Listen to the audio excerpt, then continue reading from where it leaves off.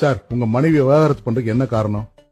Sir, அவளை பத்தி பேசி அவளை பத்தி மத்தவங்கள்ட்ட பேசி பேசி ரொம்ப டயர்ட் ஆயிட்டேன் சார்.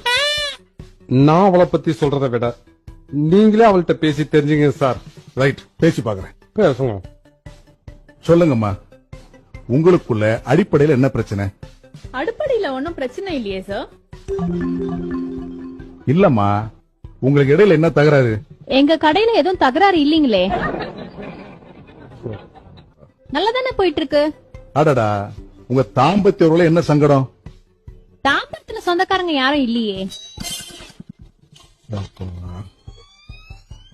இருந்தா தானே சண்டை வரணும். உங்க கணவர் மேல ஏதாவது கருத்து வேறுபாடு இருக்கா?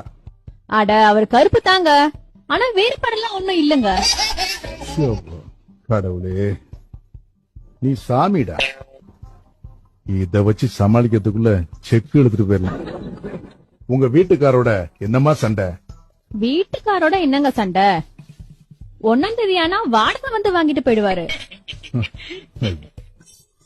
அவர் சந்தோஷமா தான் போவாரு. ஐயோ, இவனை காப்பாத்துறதால நம்மளை காப்பாத்திக்கிறதே தெரியலையே. உங்களுக்கு விவாகரத்து வேணுமா? ஐயோ வேணாங்க, ஏற்கனவே 3 விவாகப்பட்டு வீட்டுல இருக்கு. யாரு பத்த பிள்ளையோ மாட்டிக்கிச்சு.